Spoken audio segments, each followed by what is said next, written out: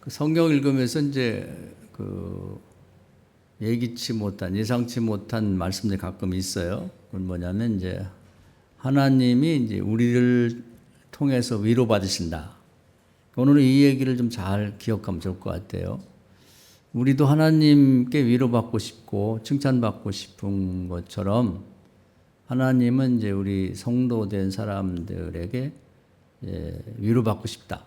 좀 사람이 아니니까 칭찬하기보다는 영광 돌리는 걸 듣고 싶다 이런 거예요. 그러니까 하나님 참 감사합니다. 누군가 한 사람이라도 좀 은혜를 입었으면 감사하다는 말을 함으로써 하나님이 이제 위로받기를 원하신다는 거예요. 우리 이걸 아는 거하고 모르는 거 엄청 차이가 있어요. 그러니까 그 예수님이 열 문둥이를 치료해 줬는데 치료받고 그냥 후딱 가버린 것에 비해서 2명을 와서 감사합니다. 이게 엄청난 차이가 있는 거예요. 그러니까 우리는 그런 마음을 갖고 있으면 정말 구체적으로 마음 진심을 담아서 그런 얘기를 하나님한테 해본 일이 있는 걸 한번 생각해 볼 필요가 있습니다. 최근에 그 놀라운 일이 또 있었는데요. 여러분도 뭐 뉴스를 들어서 알겠습니다만, 저 러시아 쪽에 사할린 쪽에서 지진이 났어요. 그래갖고 큰 말하자면 쓰나미가 일어나가지고 그 태평양 연안의 모든 나라에 그 영향이 미쳤다 그렇게 바닷물이 파고가 높아져갖고, 그래서 저 멀리는 태평양 건너서 그 미국의 알래스카라든지 뭐 미국의 서부 해안에도 큰 피해가 있었고, 또 태평양 가운데는 하와이라든지 괌이라든지 이런 데도 또 피해가 있었고, 또 일본에도 동쪽에 큰 피해가 있고, 심지어는 쭉 돌아서 중국의 동쪽이죠. 뭐 상해 쪽 이쪽에도 큰 피해가 있었는데 신기하게도 우리나라는 아무 피해가 없었어요. 그래서 그걸 보면서도 야, 하나님 우리나라를 사랑해 주셔서 보호해 주셨구나 그런 생각이 든단 말이에요. 그래서 세계 사람들도 이해가 안 된다. 그러니까 이제 일본 사람들은 이제 우리나라를 미워 죽겠어요. 왜냐하면 지네가 다 막아줘서 우리 피해가 없다 그러는데, 뭐 우리가 뭐 막아달라고 한 것도 아니고 지정학적으로 이렇게 된 거지. 그래서 저는 개인적으로 하나님 참 감사합니다. 우리가 뭐라고 그렇게 보호를 해주셨나요? 그런 감사함이 들었는데, 우리가 뭔가 이 하나님이 이 세상을 다스리고 역사한다고 하는 걸 믿고 그걸 인정하면서 정말 이 하나님께 진심으로 감사하다는 표현을 하는, 뭐 세상 사람들이 뭐 그런 걸 하겠어요? 그냥 일반적으로 그냥 뭐 옛날부터 전통적으로 믿는 하늘님 감사합니다 이런 건 그냥 그 본능적으로 할 수 있겠지만, 우리처럼 하나님과 오늘도 뭐 장로님 기도했으면 인격적인 관계를 맺고 있는 하나님을 진심으로 친아버지처럼 생각하면서 하나님 참 감사합니다. 오묘하시네요. 우리가 뭐라고, 우리가 뭐 그렇게 대단한 것도 잘난 것도 아닌데 보호해 주셔서 이제, 그래서 제가 볼 때는 우리 민족이 하는 짓이 하나님 보기에 합당치 못하면 아마 우리나라 동쪽에서도 무슨 뭐 이렇게 지진이 날 수도 있고, 또 다른 데 일어나는 지진이 엄청나게 또 피해를 우리나라에 줄 수도 있어. 하나님 안 막아주면. 근데 이런 현상은 하나님 막아주었기 때문에 저는 믿어요. 그래서 제가 진심으로 아유 하나님 참 감사하네요. 우리가 도대체 뭐라고. 그래서 제 한 사람이지만 또 다른 사람도 있겠죠. 근데 이걸 예산일로 받아들인다. 자연현상으로. 그 우연이다. 뭐 운이 좋아서 그렇다. 이렇게 생각하지 말고 우리는 절대적으로 하나님이 도와주신 은혜다. 이렇게 생각하면서 진심으로 하나님 위로받기 그렇게 해주신 다음에는 하나님 위로받고 싶어 한다. 세상적으로 인간적으로 말하면 좀 표현이 저속하지만 칭찬받고 싶어 하는 거예요. 부모들도 똑같거든요. 자녀들을 위해서 뭐 손주들을 위해서 모든 걸 다 쏟지만 그래도 말 한마디 천냥빚 갚는다고 아유 아버지 감사해요. 또 엄마가 정말 고마워요. 또 할머니 할아버지 너무 고마워요. 이렇게 말 한마디 하는 거하고 뭐 당연한 거지 뭐 부모가 돼갖고 뭐 그런 것도 안 해주냐 이렇게 생각하는 건 다르잖아요. 우리가 인격적이라는 말을 자꾸 이제 많이 쓰는데 그게 이제 상당히 하나님과의 친근감을 느끼게 만드는데 그 도대체 뭐가 인격적인가를 생각해 볼 필요가 있는 거죠. 부모 자식 사이도 인격적인 관계가 필요한 거예요. 고마운 줄 알고 좀 뭔가 그 말로도 표현하고 또 형편이 되면은 뭐 작은 선물이라도 표현하고 그런 거죠. 그런 거. 그래서 오늘은 첫 번째는 하나님도 위로 받기를 원하신다. 하나님은 뭐 세상 안 믿는 사람이 하나님에게 감사를 표하겠어요? 하나님 칭찬하겠어요? 믿는 사람이라고 다 하는 거 아니란 말이지. 이런 얘기를 하면 믿음 없는 사람은 이게 되려니까 되는 거지, 뭐 자연현상이지. 그걸 뭐 하나님이 했다고 그래. 그건 그렇게 그 사람 믿는 거고. 그런 사람의 얘기를 들으면 하나님이 정이 떨어지는 거죠. 저런 것들을 뭐로 도와주나 이런 생각이 든단 말이죠. 그래서 우리가 하나님과 관계를 좀 진짜 이 감사를 하는 사람들은요. 그러니까 꼭 나에게만 무슨 감사할 일이 있어서 감사하는 게 아니라 같은 교인인데도 또 남의 그 교인 다른 사람이 같은 교인이지만 다른 사람 집안이지만 누가 뭐 좋은 결혼을 잘하게 됐다든지 뭐 애를 낳았다든지 아니면 뭐 어디 좋은 데 취직이 됐다 그러면 기도할 때 꼭 내 거 아니라도 그걸 질투하지 말고 아무개 권사 아들이 저렇게 잘 됐더니 너무 감사하네요. 또 무슨 집사 딸이 저렇게 됐다니 얼마나 감사한지 모르겠습니다. 내 일처럼 감사하게 되면 그 사람 집안에 있던 감사할 만한 일이 나에게도 발생한단 말이에요. 할렐루야. 이런 걸 잘 배우질 않고 몰라. 자기만 생각하면 안 된다. 신앙생활이. 그러고 보면 이제 감사할 일이 굉장히 많아요. 감사할 일이 다양하게.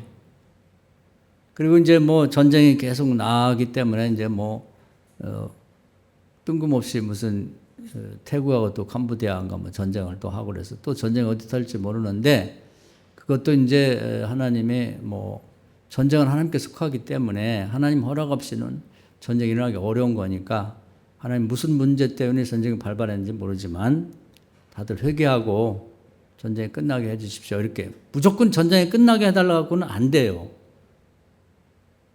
그래서 하나님과 이제 이렇게 대화를 하나님 앞에는 큰 기도 작은 기도가 없어요. 하나님 앞에는 다 똑같으니까. 무슨 러시아 우크라이나 전쟁은 큰 기도니까 뭐 수천만 명이 기도해야 뭐 응답되고 그런 건 없습니다. 개인 한 사람이 전쟁을 위해 기도해도 끝날 수가 있는 거예요. 다윗을 보면은 모든 전쟁을 많이 했는데 다윗 한 사람이 성전에 들어가서 전쟁을 끝냈어요. 그러니까 우리는 한 사람 한 사람이 오죽하면 하나님이 천하보다 더 귀하다고 했겠어요? 우리 한 사람 본인에 대한 이 자존감이라고 해요. 자존감. 나 같은 것이 기도한다고 뭐가 되겠나? 그거 아니고 그게 아니에요.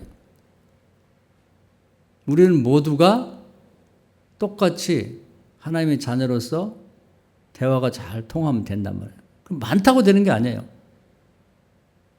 그러니까 야곱의 아들이 12인데 그중에 아버지하고 대화가 통하는 게 요셉 하나라고. 아들 다 통하는 게 아니에요.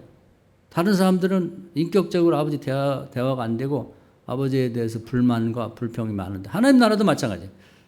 전 세계에 뭐 23억 정도가 기독교인이 있다고 하는데 다 하나님에 대해서 뭐 똑같이 효자 효녀처럼 그렇게 하냐? 그게 아니단 말이에요.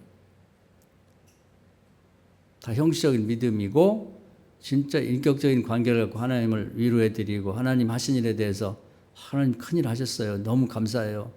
하나님 덕에 사나요. 이렇게 말하는 사람이 인자하는 반이에요. 그러니까 딴 사람 생각하지 말고 오늘 우리 교인들이 한번 올해 들어서 뭐 옛날부터 생각할 거 없이 그렇게 하나님 앞에 어떤 일 때문에 진심으로 하나님 큰일 하셨어요. 정말 감사해요.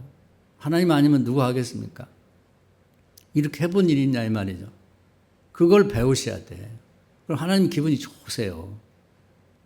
기분이 좋으시다. 하나님은 그런 얘기를 들을 기회가 없어.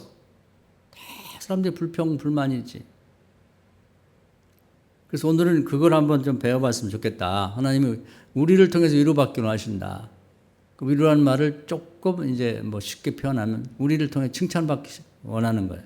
지금 부모들도 마찬가지예요. 여러분 연세 많은 부모들이 계실 텐데 가서 좀 그런 얘기를 해보는 게 좋을 것 같아요. 엄마 그동안 고생 많았어. 엄마만 생각하면 정말 엄마 먹고 싶은 거 뭐 있어 내가 다 해줄게. 이런 말을 한번 해보라 이 말이죠. 어떤 사람 보니까 뭐 연예인 중에 그 엄마 무덤 있는 데 가서 요즘에 계속 거기서 비 맞아가면 있는 사람이 있다고 그래요. 근데 엄마가 고생 많이 하고 자기를 키웠는데 고맙다는 말을 못하고 돌아가기 전에 엄마 사랑했어를 한 번 했대요. 근데 너무 아쉬워가지고 뭐 돌아가신 그 무덤 옆에 가서 지키면서 뭐 비석을 껴안고 뭐 운다나 이런 얘기를 들었는데 그게 이제 그렇게까지 기다리지 말고 혹시 부모님이 연세 많아서 살아계시다면 한번 그런 말을 해보라 이 말이죠. 부모님은 자식들을 위로받고 싶은 거지. 그 딴 사람이 뭐 얘기하는 건 100마디 해도 필요 없고 정말 자식이 엄마 고생했어. 엄마 이제 마음 편해겠고 뭐 먹고 싶어? 뭐 어디 가고 싶어? 뭐 갖고 싶은 거 있어? 그런 말을 한 번도 못 해보고 돌아가신 다음에 울면 뭐 하냐고. 똑같아요. 하나님한테도 정말 진심으로 하나님 감사해요. 하나님이니까 하지 누가 하시겠어요. 이런 얘기를 한번 해드려 보라 이 말이에요. 그러면 하나님과 내가 친밀해지는 걸 느낀다고. 가까워지는 걸. 그러니까 네가 그래 알아주는구나. 내가 고생하고 내가 수고한 걸. 그런 마음이 있단 말이에요. 이것이 지혜예요. 최근에 우리가 새벽기도 때 잠언과 전도서를 했어요. 이제 오늘 전도서가 끝났는데 뭐 새벽기도 하신 분들은 많이 들었겠지만 못 하신 분들이 있기 때문에 이제 그걸 정리하고 넘어가려고 합니다. 세상엔 지혜가 두 가지가 있단 말이에요. 그래서 하나님 말씀에 근거를 둔 하나님 나라의 지혜. 그것이 잠언에서 얘기하는 거예요. 지혜와 지식의 근본은 여호와께 있다. 여호와의 말씀에 있다. 이렇게 되어 있거든요. 근데 이제 이 지혜와 지혜를 갖게 되면 좋은 점이 뭐냐면 그 솔로몬이 이제 하나의 그 전례를 남겨놨어요. 그래서 하나님은 전례에 따라 공평하시니까 솔로몬에게 가면 특별히 뭐 대우를 해주는 게 아니라 솔로몬이 무슨 뭐 어떻게 해가지고 복을 받았으면 그걸 그대로 그 후대 사람들에게도 줘요. 그것이 우리의 믿음의 기초입니다. 그런 게 없다 그러면 솔로몬 같은 대단한 사람이나 받는 거지 뭐 나 같은 주제에 뭘 받겠어. 이렇게 해가지고 믿음이 계승이 안 되는 거예요. 그렇기 때문에 하나님은 전에 누가 그것이 맨날 뭐 노아 때든 뭐 또는 신약 예수님 때든 지금이든 똑같아요. 공평하신 하나님. 우리 다 하나님 자녀고 하나님 아버지라고 부르니까 누구에게 특혜를 줘서 뭐 이뻐하고 누구를 미워하고 그런 게 없어요. 공평하시지. 그래서 솔로몬이 지혜를 구해 지혜를 얻었더니 하나님이 너 참 잘했다. 그러면서 그 부와 귀.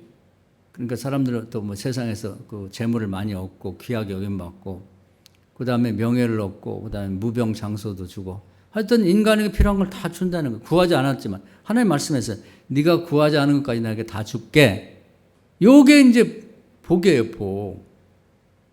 그래서 잠언을 한번 꾸준히 읽으셔가지고 그 정도의 이 지혜, 하나님 말씀에 근거한 지혜를 갖게 되면 하나님께서 우리가 구하지 않아도 세상에서 얻고 싶은 거 다 거기 준 거예요. 부귀공명, 무병장수. 이건 됐잖아요. 그런데 하나님의 지혜를 쏙 빼버리고 내 힘으로 이걸 얻으려고 하는 게 이제 전도서에서 추구하는 세상의 지혜예요. 기초가 잠언, 하나님의 지혜는 하나님 말씀에 근거한 지혜고 또 전도서 얘기하는 지혜는 똑같은 지혜라는 말 속에 들어있지만 세상적 지혜인데 사람의 생각과 말에 기초한 지혜인 거예요. 그 차이는 뭐냐? 사람의 말에 기초한 그런 지혜를 갖고도 세상에서도 얻어요. 재물도 얻을 수가 있고 또 뭐 무슨 권세도 얻게도 별별 방법을 가져갖고 지혜를 얻고 명예를 얻고 뭐 이렇게 로비를 해가지고 뭐 노벨상도 받고 별짓 다 할 수 있지만 그런 지혜는 지상에 있는 동안만 쓸모가 있어요. 다음 세상 가서는 아무 쓸모가 없는 거예요. 이 차이가 있는 거예요. 그러니까 자기 이름을 날려고 뭐 그냥 어디 기부도 하고 뭐 또 집도 져주고 뭐 다 그래봤자 그건 아무 의미가 없는 거고 정말 하나님의 말씀에 근거해서 어린 소작에 물 한 그릇 떠준 것 그것이 더 귀한 거예요. 그래서 오늘 말씀해 보면 전도서 1장 2절에 헛되다는 말을 5번이나 나와요. 5번.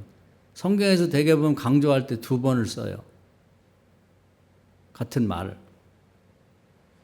그런데 2번도 아니고 3번도 아니고 4번, 5번을 쓴다는 건 그만큼 헛되다는 걸 강조하는 거예요. 헛되니 헛되다. 그래서 우리가 짧은 인생을 사는 동안에 헛된 데다가 시간을 쓰고 우리가 힘을 쓰지 말고 가치가 있는 지상에서도 가치가 있고 다음 세상 가서도 그 공로가 인정되는 그런 가치 있는 일을 알고 그대로 하자. 그래서 이사야 55장에 보면 하나님의 말씀과, 즉 하나님의 생각에 기초한 말씀과 말과 사람의 생각에 기초한 말은 전혀 다르다 이 말. 그 하나님의 말은, 하나님의 말씀 성경밖에 없어요. 그래서 제가 성경 얘기를 계속 하는 거예요. 성경 외에 세상에 이제 교보서적 같은 데 가면 책이 무지하게 많아요. 저기 종로에 가면, 광화문에 가면 교보서적이 있어요. 거기 세계에서 가장 큰 서점입니다. 한번 기회가 되시면 거기 가실 때 한번 들려서 그냥 한번 쭉 보는 것만 해도 뭐 이런 데가 다 있나 할 정도예요. 그냥. 근데 그건 조족지혜예요. 세 발의 피요. 전 세계에 있는 책들은 더 많죠. 뭐 큰 외국의 도서관 가면 100만 권, 200만 원, 300만 권씩 된다니까. 어마어마한 책들이 있는데 다 하나님 말씀하고 관계없어요. 성경만 하나님 말씀이라고. 그리고 또 예수님이 세상 뜬 다음에 이제 2000년 역사가 있잖아요. 기독교도. 그러다 보니까 뭐 기독교 성경과 관련해서 파생된 굉장히 많은 책들이 또 쓰여졌어요. 뭐 신학자들도 있고 목사도 있고 뭐 또 평신도 은혜 받은 사람들, 똑똑한 사람들이 뭐 성경이 이렇네 저렇네 주석도 쓰고 다 그것은 그냥 참고 도서일 뿐이에요. 그 오리지널한 아주 본래 성경은 안 읽고 그런 것만 자꾸 찾아가지고 뭐 아무개 신학자가 이런 얘기했다 저런 얘기 그렇게 할 필요가 없다 이 말이에요. 그래서 우리가 만약에 그런 얘기를 가끔 하죠. 혹시 혼자 무인도를 가게 된다 그러면 아무것도 못 가지고 하나만 가져가면 뭘 가져갈까요? 그런 질문 하잖아요. 당연히 성경을 가져가야지. 뭘 가져가겠어요? 그래서 우리가 열심히들 성경도 쓰고 읽고 있는데 더 열심히 읽으시고 그 뜻을 이제 메모해 가면서 읽으세요. 이거밖에는 없는 거예요. 다른 건 세상의 지혜예요. 뭐 요즘 보면은 뭐 자기가 지식인이라고 하면서 뭐 몇천 권 읽었네, 뭐 1만 권을 읽었네, 뭐 5천 권을 다 쓸모없는 짓이에요. 그냥 시간 낭비요. 그래 가지고 이제 뭐 세상의 지혜를 얻었다 이거예요. 어떤 사람도 그런 사람이 있대. 뭐 어떤 개그맨이 뭐 3천 권을 읽고 나니까 뭐가 보여가지고 뭐 이 음식점을 했는데 대박이 났다 그래요. 그런데 현혹이 된다면 3천 권, 5천 권, 만 권, 다 사람의 지혜에 근거한 거예요. 그걸 가지고 뭐 장사해서 돈도 많이 벌 수 있고 그렇게 해서 뭐 그런 지혜를 세상적 지혜를 가지고 명예를 얻을 수 있고 뭐 상도 받을 수 있겠지만 그것이 다 하나님 나라 들어갈 때는 쓸데없는 짓을 한 거예요. 쓸데없는 짓. 헛되다 이 말이죠. 그걸 좀 깨달아라. 제발 좀 깨달아라 그 말이죠.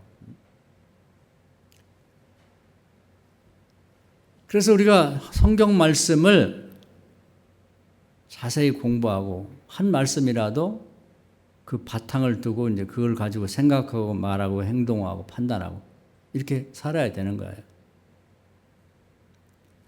그러면 이제 우리가 전례를 살펴봐야 되겠죠? 그렇게만 얘기해가지고는 잘 안 되니까 성경 항상 그 사례, 전에 있었던 예를 들어준단 말이에요. 이제 그런 걸 귀담아 드려야 되는 거예요. 그 목사가 하는 일은 그런 거예요. 성경이 나와 있는데 뭔 말이 많냐 그렇게 설교 시간에 뭐 길게 떠들어대냐 그러는데 그걸 설명하려고 그러는 거예요. 설명하려고. 그러니까 성경도 보면 본래 하나님 말씀 얼마 안 돼요. 추리면 몇 장 안 돼. 나머지는 설명하는 거예요. 설명. 아무개는 하나님 말씀 잘 들어가지고 이렇게 복을 받았고 아무개는 말씀을 잘 못 들었고 망했다.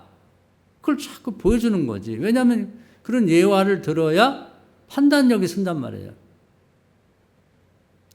그렇기 때문에 그 예화가 길어서 많아서 성경이 두꺼워진 거예요. 두꺼워진 거. 그렇게 생각하면 돼요.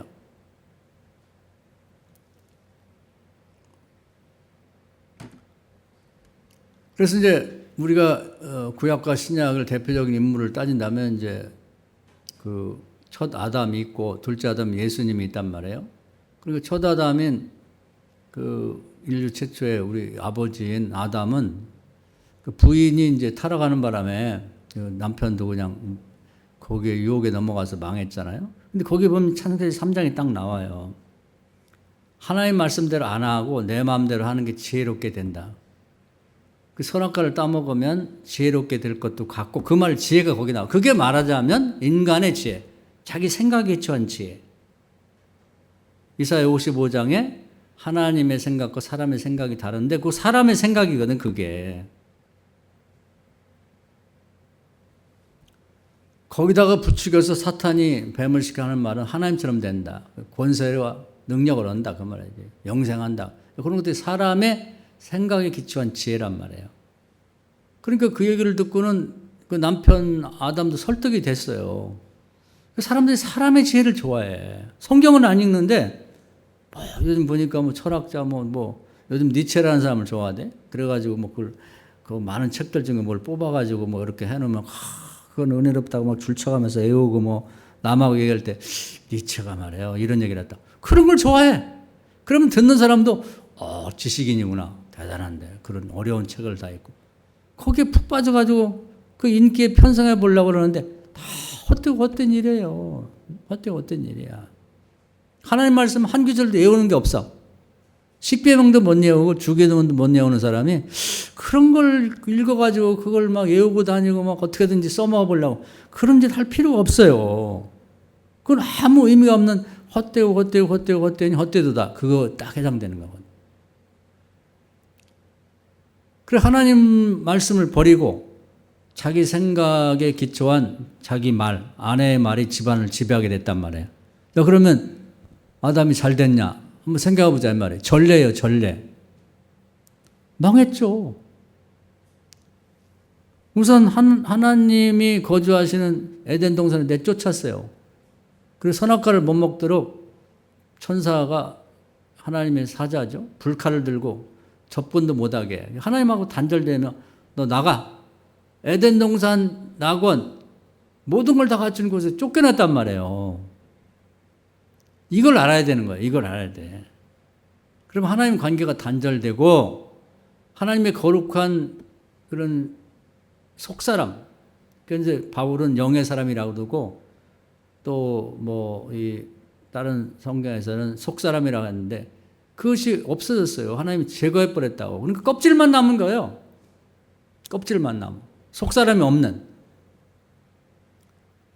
그래서 세 번째 아들을 낳을 때 보면은 거기 상세히 써 있어요. 하나님의 형상대로 창조된 게 아니고 아담이 자기 형상대로 자식을 낳다 이렇게 돼 있거든요. 하나님 형상이 없는 속이 텅 빈 인간을 낳은 거예요. 영적으로 보면 완전히 아무것도 아닌 텅 빈 인간을 낳은 거지. 세 번째 아들 이름이 셋이에요. 셋이야. 우리 하나둘 셋이랑 똑같아. 그런 다음에 성령이 거룩한 성령이 떠나버렸습니다. 그러다 보니까 보호를 못 받는 거예요. 보혜사 성령은 보혜사가 돕는다는 뜻인데 보호해주는 성령이에요. 기본은 보호를 해주는 거예요. 이렇게. 그러다 보니까 집안이 이제 풍비박산이 나서 우리가 듣기 싫지만 현실이기 때문에 뼈 아파도 들어야 되는 거예요. 형제간에 싸움이 나서 형이 동생을 죽인 살인사건이 일어났다고. 성령이 있었으면 어림도 없는 일인데 합력해서 선을 이루는데 그렇게 된 거지. 그리고 이 가인이 그리고 이제 아담과 하와가 걸어 다닌 데마다 저주를 받아가지고 땅이 황폐화되는 거예요. 비옥한 땅이 완전히 그냥 저주받아가지고 엉겅퀴를 내고 가시나무나 자라지 도대체 곡식이 자라지 않는 땅으로 변해버렸단 말이에요. 그러니까 악의 근원이 돼버린 거예요. 저주의 근원. 그 사람들이 가는 곳마다 주변이 황폐가 되고 저주를 받으니까 도대체 그 인생이 뭐예요? 그러니까 하나님의 말씀을 버리고 나와서 그렇게 돌아다니는 사람들은 피해야 됩니다. 그런 게 이제 우리가 요나서도 보면은 요나가 하나님 말씀을 버리고 딴 데로 가잖아요. 그래서 니느웨라고 하는 아수르라고 저기 이제 그 이스라엘 말하면 북쪽으로 가야 되는데 그 배를 타고 다시스가 요즘 말하면 스페인 쪽으로 가는 배를 탔단 말이에요. 멀리 도망가려고. 그럼 어떻게 되느냐? 그거 탄 배가 풍랑이 일어나서 거기 탄 사람이 다 죽을 뻔했단 말이에요. 그런 사람하고 비행기를 같이 탄다든지 배를 탄다든지 하면 위험한 거예요. 그게 아담과 하와 그리고 가인 때만 있었던 게 아니고 구약시대에 있었단 말이에요. 지금도 똑같아요. 왜냐하면 공평하기 때문에. 그래서 하나님을 버린 그 대표적인 사람이 아담이고 아담의 가정인데 그 가정이 그 후에 일어난 일들을 보면 끔찍하죠.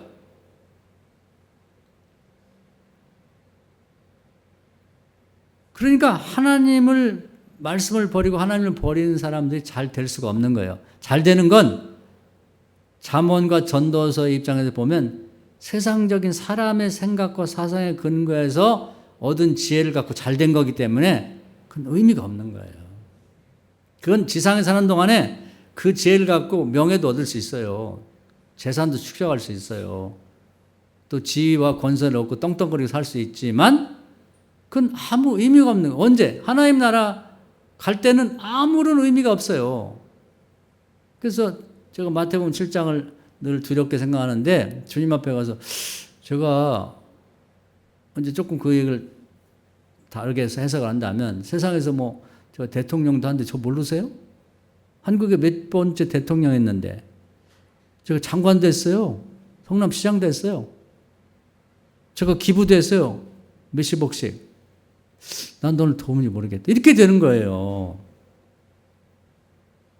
하나님 나라에서 내가 한 일이 아무도 기억이 없어. 기록이 없고 내 이름조차 기록이 안 되어 있는 거예요.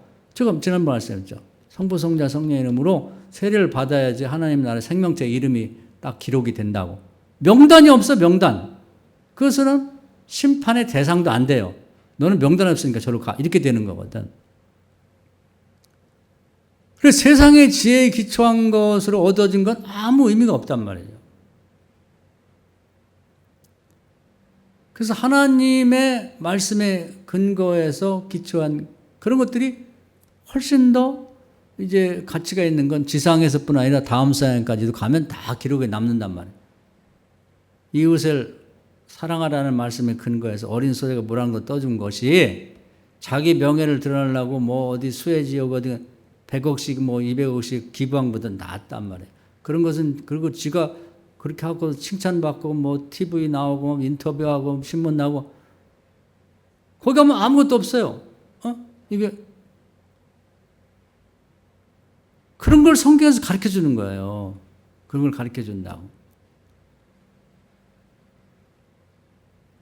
그 예수님을 봅시다. 예수님을 보면 둘째 아담이라고 이제 별명을 부르고도 이제 예수님이라고 하는데 이분은 아담하고 완전히 달라요.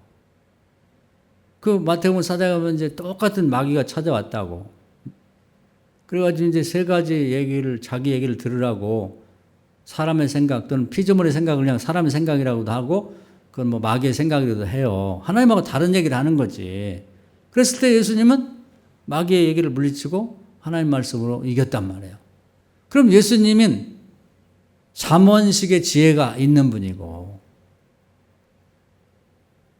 첫 아담은 지혜를 얻긴 얻었는데 전도서식 지혜를 얻은 거예요. 세상적인 지혜. 예수님은 하나님 말씀에 기초한 잠언에서 말하는 지혜와 지식의 근본은 하나님을 경외함에 있다고 한 그 지혜를 얻은 거지. 그럼 뭐가 달라졌냐? 그 예수님 그 다음에 삶을 보자 이 말이에요. 예수님은 복의 근원이야. 가는 데마다 복을 받아 사람들이. 고기를 못 잡는 사람이 고기를 잡게 되고 남에서 한진병인 사람이 일어나고 남에서 속인 사람이 눈을 뜨고 문둥병이가 치료가 되고 죽었던 나사로가 살아나고 주님은 만나기만 하면 그냥 주님이 스치고 지나가면 은혜가 되는 거예요. 나중에 보면 베드로가 한참 은혜가 넘칠 때는요. 베드로가 햇빛 있는데 환자들이 누워있을 때 지나가는 그림자만 스쳐도 벌떡벌떡 사람이 일어났다는 거예요. 바울이 한참 은혜가 있을 때는 그냥 집회하면서 땀 흘린 옷 티셔츠 벗고 아니면 수건을 갖고 아픈 사람 얹어도 나았단 말이에요. 그냥 복의 근원이야. 이런 사람은 지나가고 스치기만 해도 복이 된다 이 말이에요. 그런 삶을 살아야 된다는 거예요. 어떻게? 예수님처럼. 이걸 명확히 알고 살아야 되는 거예요. 그냥 막연하게 뭔지도 모르고 그냥 대충 살면 그 세월만 낭비하고 그냥 죽을 날이 내일 모레 되는 거지. 그럼 예수님은 보세요. 아담은 그 다음 어떻게든 저주받고 그냥 죽어서 지옥 갔는지 표가 없어. 그런데 하나님 나라 가보면 알겠지. 또 알아볼 필요도 없어요. 근데 예수님은 명확하게 나와 있단 말이에요. 이 세상에 인류를 다 구원하는 일을 하더니 예수님 시대가 예수님 있을 때하고 엄청 차이가 있는 거예요. 그래서 우리가 BC, AD를 나누는 것도 이제 그런 의미가 있는 거예요. BC라는 게 비호 크리스트라는 거예요. 예수 이전. 그 다음에 AD는 애부터 그리고 도미네 하나님 예수님 이후의 시대 이렇게 나눠가지고 2025년도 그거 갖고 따지는 거거든요. 그만큼 이 인류 사회에 큰 영향을 미친 거죠. 그 예수님 때부터 복이 온 거지. 그래서 죽은 다음에도 예수님 어떻게 됐어요? 명확하게 나와 있다고. 우리 하나님이 그 공로를 인정해서 심판을 하셔가지고 너 고생했다. 너 때문에 내가 큰 위로를 받았고 내가 큰 부담을 들었다. 내가 원하던 네가 다 이루어져서 고마워. 이렇게 된 거지. 그래가지고는 내 왕권을 또 심판의 권세를 다 너에게 줄게. 그래서 다 물려줬단 말이에요. 그것이 언제까지냐? 지금 낙원의 시대가 지금 지나가고 있는데 그 다음에 천년왕국이 지나갔는데 1000년 동안 다 주고 1000년이 끝난 다음에 이제 다시 계시록에 보면 하나님께 그 왕권과 심판권을 넘겨드리고 돼 있는데 그 모든 권세를 받았어요. 상을 어마어마하게 받았지. 첫 아담과 둘째 아담 예수와는 엄청난 차이가 있는 거예요. 예수님의 지혜는 하나의 말씀에 근거한 지혜이기 때문에 지상에서도 복의 근원으로서 수많은 사람들에게 혜택을 줬지만 죽은 다음에는 뭐 상상할 수 없는 어마어마한 그런 상급을 받았단 말이에요. 이제 우리는 결정해야 됩니다. 그래서 우리가 예수 믿고 구원받아서 이 말은 너무 상투적인 데다가 하도 사용했기 때문에 사람들이 이게 와서 낯설음이 없는 게 낯설음이. 뭔가 그래서 이게 고민이에요. 지난번에도 어떤 우리 그 모임이 있었는데 어떤 장로교 목사님이 저거 동갑내가 있어요. 근데 그분이 저보고 그러더라고. 선생님, 저보고 선생이라고 하고 그러는데 제가 이제 가르치다 보니까 예수를 꼭 믿어야 된다고 하는 그 이유를 간단히 설명할 수 있는 걸 좀 뭔가 좀 만들면 좋지 않겠냐. 그럼 자기가 출판사를 갖고 있으니까 거기서 출판해갖고 한번 돌려봅시다. 그래서 한번 생각합시다 하고 말았는데 이 부분이 고민인 거예요.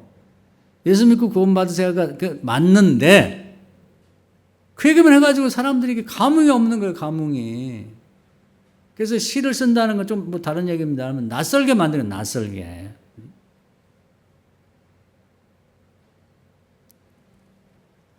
그래서 제가 그 시 중에 좋아하는 게 노산 이은상이라는 분이 그 금강산에 가면 성불사라는 절이 있어요. 근데 그걸 가서 이제 경험하고 쓴 시를 제일 좋아해요. 성불사 기쁨강의 그윽한 풍경소리. 주승은 잠에 들고 객이 홀로 듣는구나. 이제 그 얘기인데 그게 깊은 의미가 있어요. 그러니까 우리 그 승려는 그 속에 매일 듣다 보니까 땡그렁 하던 바람이 불더니 잠을 잔다고. 익숙한 거지. 근데 객은 풍경 소리를 처음 듣는 거예요. 그리고 이제 낯설어요. 우리도 풍경 소리를 듣기 어렵잖아요. 혼자 잠들지 못하고 듣는 거지. 낯설다. 이게. 낯설게 만드는 게 중요한 건데 우리 기독교에 관해서도 그게 저의 고민이기도 하고 우리 기독교인들 고민해야 할 문제가 뭐냐면 좀 뭔가 새롭게 느끼게 해주는 거지. 이게. 어떻게 기독교에 대해서 그냥 상투적으로 늘 하던 얘기가 아니라 그걸 어떻게 얘기를 바꾸고 내용을 좀 이렇게 알차게 채워가지고 낯설게 듣는데 이제 관심 있게 듣게 만드는 거야. 이런 거지. 그러니까 첫 아담과 이제 둘째 아담의 얘기를 어떻게 저는 길게 설명했는데 이걸 좀 일목요연하게 설명한다면 사람들이 예수 믿는다는 그런 거거든요. 이거 엄청난 거예요. 이 세상과 다음 세상까지 영향을 미치는 삶의 자체가 완전히 달라지는 거죠.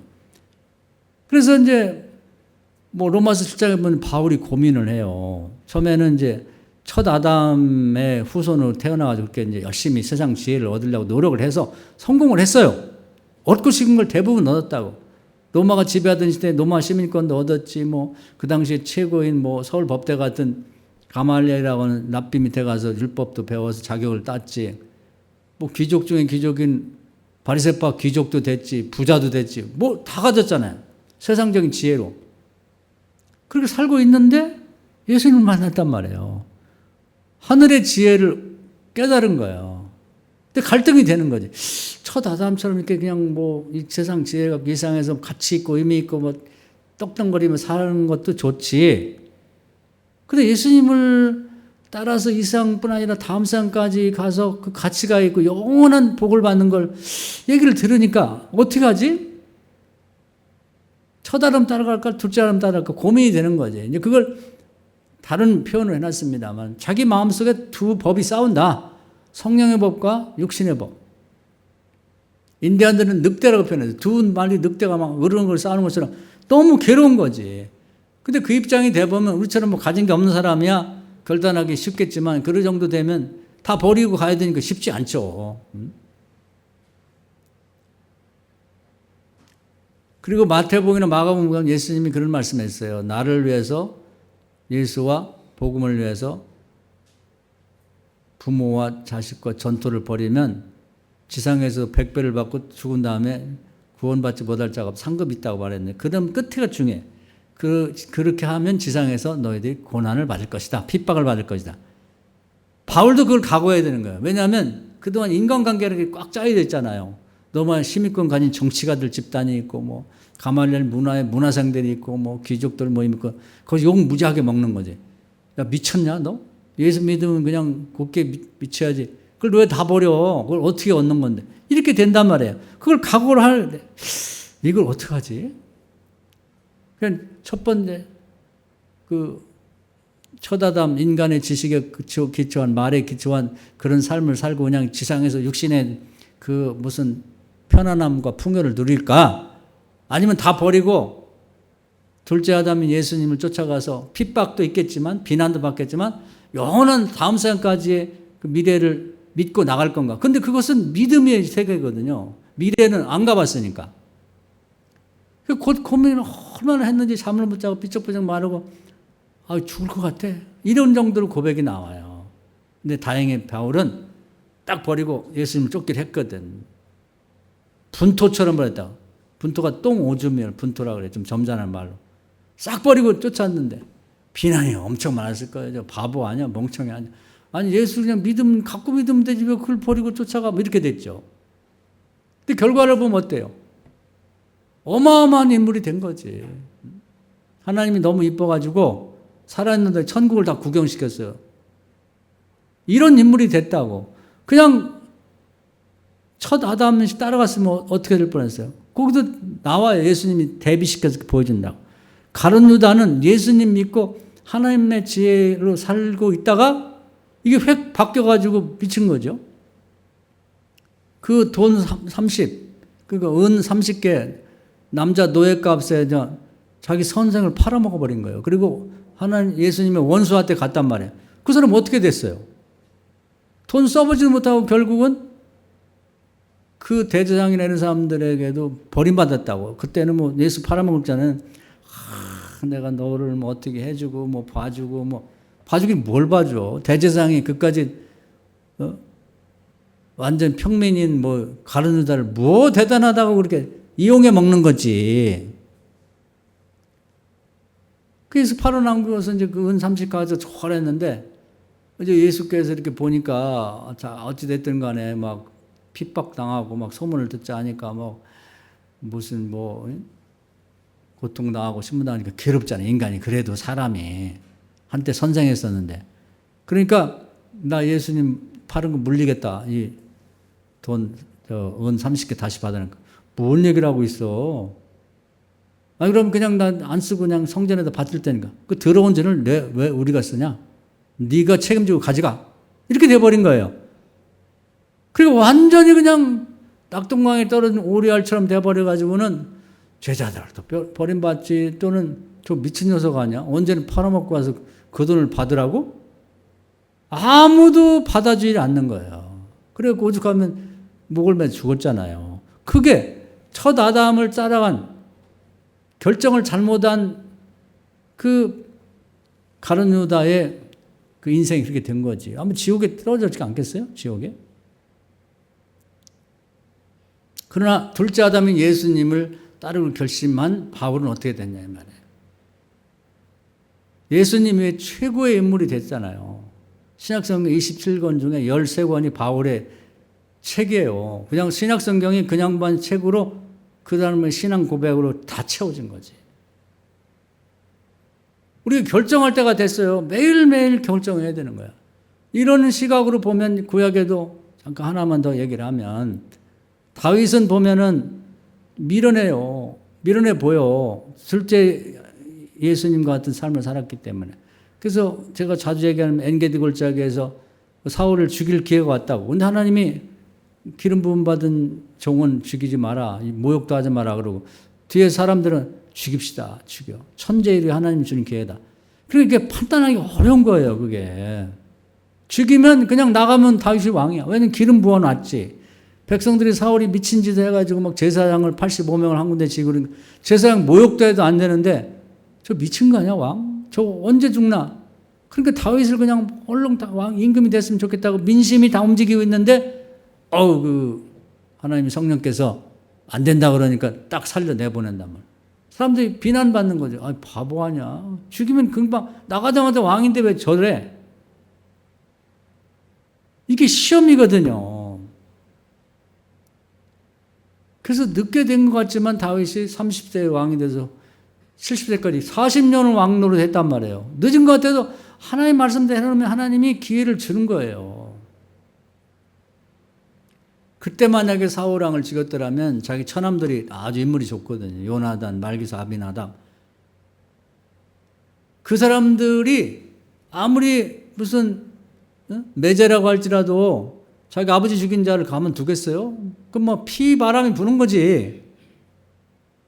근데 하나님께서 그냥 이 전쟁터에서 사울 왕과 그 아들들을 싹 제거해버리고 나니까 다윗이 그냥 뭐 아무 거리낌 없이 왕이 됐잖아요. 그러니까 이걸 쫓아가야 돼요. 이걸 쫓아가는 거예요. 그러니까 어떻게 보면 다윗은 굉장히 미련해 보여. 우리가 예수님을 선택하고 하나님 말씀에 근거한 하늘의 지혜를 갖게 되면 남들이 볼 때 미련해 보인다고. 바보 아니야. 왜 저렇게 하지? 미련해 보이죠. 그러면 똑똑한 사람이 있단 말이에요. 여로보암은 굉장히 머리가 좋은 것 같아요. 솔로몬 시대에 이제 뭐 이렇게 공사가 많다 보니까 한 공사판에 이제 감독관이 됐단 말이에요. 그러니까 뭐 노동자들 이제 무슨 이렇게 얘기하면서 불만을 무슨 불만 있으면 얘기해봐. 그리고 노동자들 이렇게 막 모아가지고 요즘 말은 노동쟁의를 한 거지. 그러더니 인기가 높아진 거예요. 그래갖고 이제 나중에 북쪽의 왕이 됐어요. 그러니까 이 사람 머리가 좋은 걸 생각해 보세요. 왕이, 한 나라의 왕이 둘일 수는 없잖아. 남쪽도 왕 있고 자기도 왕인데 자기는 10지파가 있어요. 남쪽은 유다지파하고 뭐 베냐민지파 조그마하고 그러니까 이 인구를 보면 훨씬 북쪽 자기가 많아. 인구도 많고 땅도 넓고. 근데 문제는 남쪽에 르호보암 있는 곳에 성전이 하나 있단 말이에요. 그러면 이스라엘 백성은 북쪽이든 남쪽이든 1년에 3번은 성전에 가서 예배를 드려야 돼. 제사를, 제물 갖고 와서. 자존심 상하네. 꿀리는 거야. 내가 더 넓은 땅에 더 많은 인구를 가진 북쪽의 왕인데 또 자기 또 안 갈 수는 없잖아. 백성들이 가는데. 나도 따라가? 가가지고 그냥 남쪽 왕한테 굽신거리면 거기 가서 그 사람 딱 높은 자리에 앉았는데 거기 가서 굽혀가면서 그 성전에 들어가서 자존심 상하게 그 예배를 드리고 제사를 드리고 그건 죽어도 못해. 여기서부터 문제가 생기는 거지. 하나님하고는 아무 관계없는 자기 자존심이 자기 꾀를 내는 거야. 자기 생각. 그 머리가 얼마나 좋냐면 그러니까 어떻게 백성을 설득할까? 백성 여러분 뭐 거기까지 갈 게 뭐 있습니까? 내가 남쪽 성전하고 비슷하게 북쪽에 2개를 만들게. 그래서 맨 북쪽에는 그 성전 하나를 또 만들고 남쪽에 하나 만들고 북쪽에 단이라는 지역이 맨 뒤쪽에 있어. 위쪽에 거기 사람 가까운 사람 글로 가서 제사를 드리고 남쪽에 베델 거처인 사람 베델 가서 제사를 드리고 뭐 남쪽까지 갈 게 뭐가 있어요. 거기서 드리고 성전 비슷하게 하면 되는 거지. 하나님만 섬기면 되지. 꼭 성전이 뭐 필요하냐. 하나님은 뭐 남쪽 성전에만 계시냐. 북쪽 우리도 사랑하시는데. 그러니까 문제는 뭐냐면 이 법궤는 남쪽밖에 없는 거예요. 모세가 받은 돌파는. 그러니까 이제 그게 문제가 돼. 이제 머리가 좋으니까 또 상상하는 거예요. 우리 민족이 좋아하는 게 뭐가 있을까? 옛날 그 애굽에 있을 때부터 금송아지를 좋아했어요. 거기 가서 그 사람들이 섬기는 걸 보면서 금송아지를 좋아해가지고 나와가지고 이제 시내산 밑에 금송아지 만들라고 절하다가 큰 탈이 났는데 그래도 이제 그걸 좋아하는 게 있다고. 그러니까 그걸 만들어가지고 번쩍번쩍하게 금송아지를 만들어서 단에도 하나 갖다 놓고 남쪽에 베델에도 갖다 놓고 이것도 다 그 의미가 있는 거니까. 아니 그 뭐 법궤가 상징이지 뭐 거기 하나님 계신가? 그래가지고 두 개를 만들어 놨어요. 머리가 잘 돌아가잖아. 그리고 가만히 보니까 남쪽에 이제 정해진 6월절이 있고 뭐 이제 오순절도 있고 이제 수장절도 있잖아요. 그 같은 날을 하면 글로 갈 수가 있으니까 한 며칠 앞당겨서 새로 만들었어. 꼭 그날 해야 되나? 아니 그걸 기념하면 되잖아. 그러니까 저기가 뭐 8월 10일이라고 하면 우리는 8월 5일쯤에 실시를 하는 거지. 다 일로 가.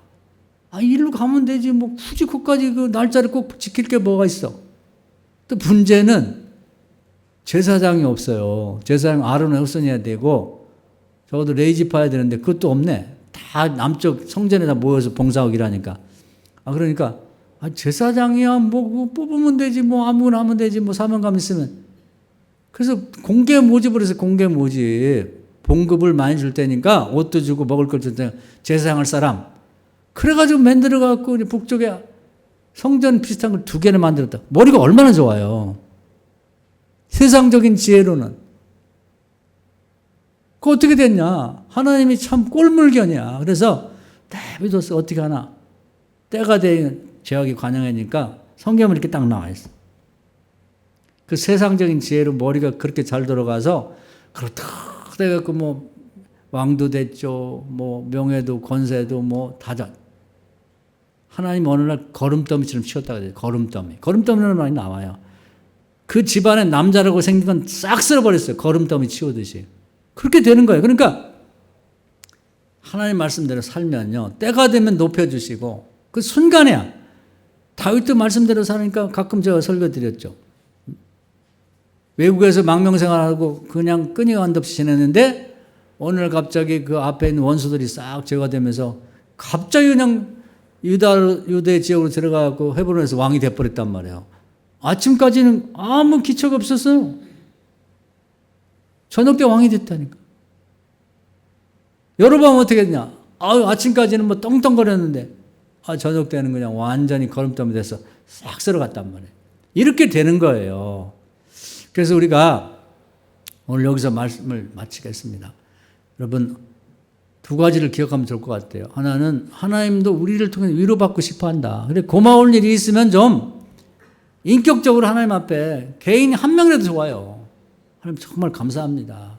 제가 그럴 만한 얘기를 가끔 말씀드리는 거예요. 우리나라 뭐 태풍이 오지 않는 것도 우연이고 재수가 좋아 그렇게 생각하지 말고 하나님 보호해 줬구나.